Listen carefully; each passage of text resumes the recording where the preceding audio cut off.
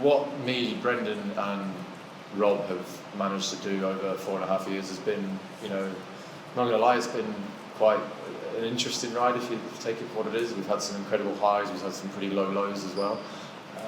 But I feel we've always worked and connected pretty well in terms of what we want to achieve, and we've always had that direction of how do we get the team better, how do we take them forward, and it doesn't always work out the way that you want it to work out.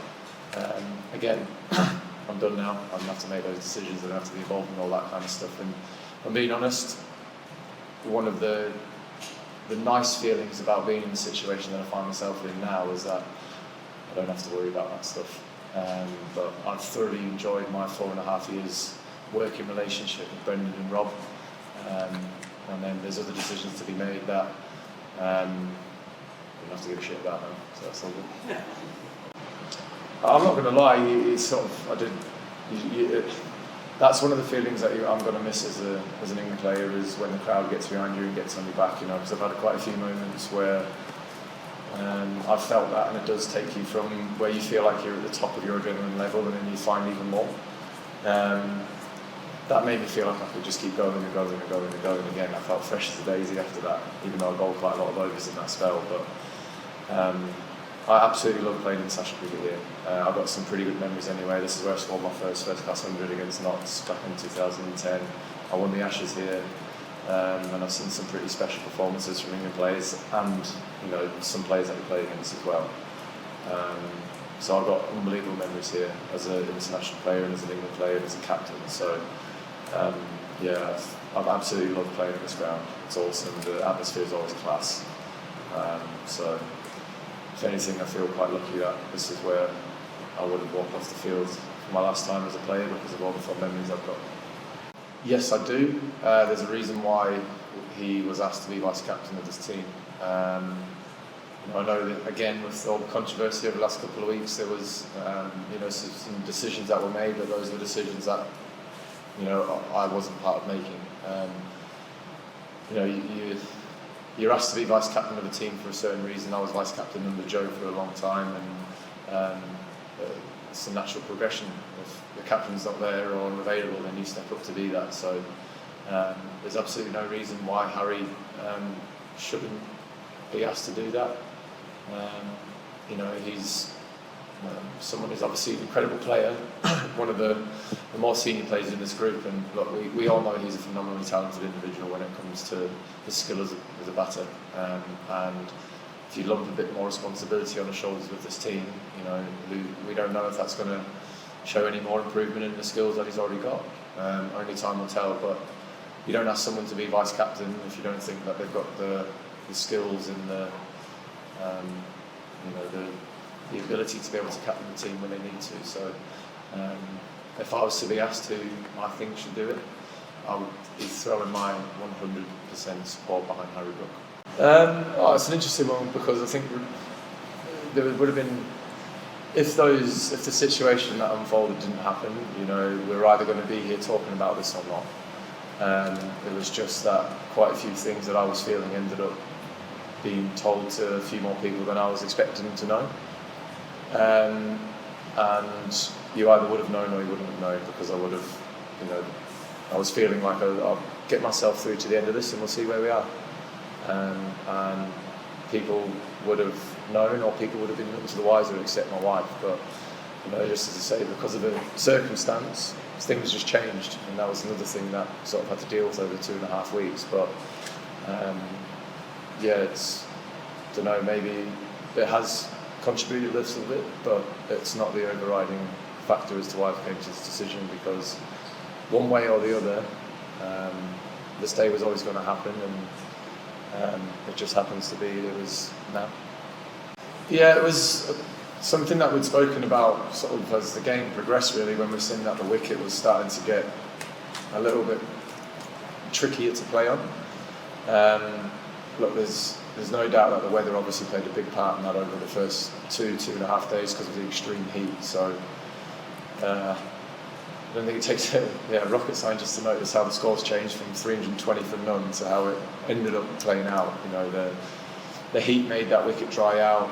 There was balls going up, there was balls going down, there was cracks starting to show, and And that's the exciting thing about this game, this format, is that the next day is always different to the one you played on, and you know it's going to be different the next day as well. So as the game got further and further, it was obvious that the newer ball and the harder ball, yes, it probably felt like it was the easiest time to score because there was more attacking field, so there was less fielders to have to hit through the infield, if that makes sense. But also it was actually the most dangerous time in terms of taking wickets. So we were like, well, we need to try and capitalise on the best time for scoring, whilst also making it pretty difficult for New Zealand to feel like they could go with their attacking field in terms of slips and everything around it. So look at it two ways, where we come off 100 for 4. It would have been great if we were only 2 down, but we felt we made a massive dent in such a big total, because we were never going to not try and chase that total down because we were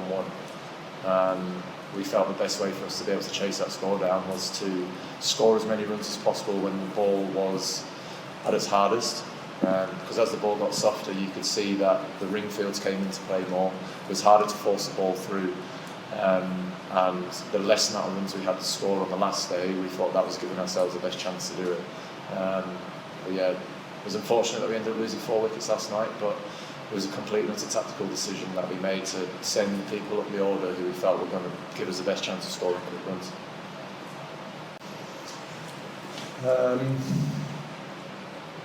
I guess whenever someone new comes into the dressing room or into the environment and they are, coming in to make their debut or whatever it is, I guess the one message that I feel like I've always said is, don't feel like you have to change, because now in the dressing room you've got yourself here because of the way that you play, and you've been successful at doing that at one level. So go out there and do the exact same thing that's got you here in the first place. Just do things your way, do it how you want to do it, do what you think is going to give yourself the best opportunity of being successful. And most importantly, try your hardest to enjoy it, because you need to try and keep hold of that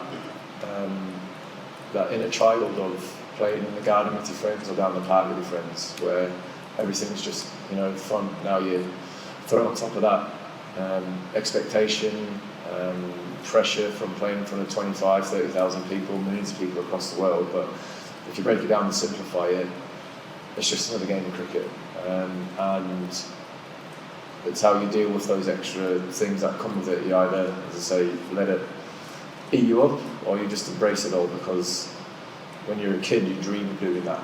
You dream of playing for England, or you dream of playing international cricket. You dream of walking out in front of these people, and then if you're lucky enough to be able to find yourself in that situation, don't let it feel bigger than what it is, because when you're younger it's all you wanted to do, and then you work so hard to get there.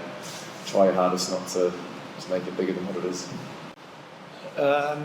Well, first of all, I'll say the feel in this room is a lot different to what it was 6 or 7 days ago. I'll give that one. But I don't know really. I mean, that's, again, you could ask all the supporters of English cricket that same question, and you'll probably get a few different answers. And I guess everyone's got the right to say what they want and whatever. But I guess it's for me. I'll just say that I feel like I've given as much as I could have done to England over the years that I've been lucky enough to represent this team, and I guess that's the one thing that I hope everyone will be able to say, is that he left everything out there at every single opportunity that he got to wear the shirt, because there's certainly something that I always sort of told myself to make sure I do, is regardless of what goes on in terms of the returns of whether it be with the bowling or batting, just as long as you're going out there and making sure that you're giving absolutely everything every single time, then you can hold your head high. So from that account, I feel like I can hold my head pretty high. Anything that I did for I think it's gone in phases, sort of how I wanted to lead the team, to be honest. If you look back at the first summer, there was reasons to why we were doing what we were doing. We then started off like a house on fire, and I've said this openly. I said I had absolutely no idea how it was going to go. It could have been absolutely like horrendous. We could have lost 7 from 7, but we ended up winning 6 from 7, was it? And everyone's really happy. I'm really happy. I'm thinking, geez, how easy is this? And then you build on that, and then you start then seeing the tough side of the job, and then everything else starts coming in with that, the scrutiny of being a captain, the scrutiny towards the team when things don't go well. So I've always tried to speak in a way which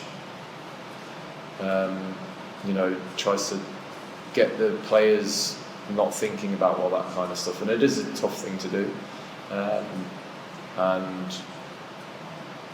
I guess for myself, maybe towards the back end of this job, maybe I did put way too much pressure on myself. But 4.5 years doing this job, it is a long time. It has come with a lot of pressure. Something that I will never look back on with any regret, because it's been absolutely awesome through all the good times, through all the bad times. Because I'm one of the very few lucky people who get to do this job, and I'll always love everything that came with it, through the good times and all the bad times. Just always tried to just speak in a way that directed the team's attention away from maybe what was being said outside.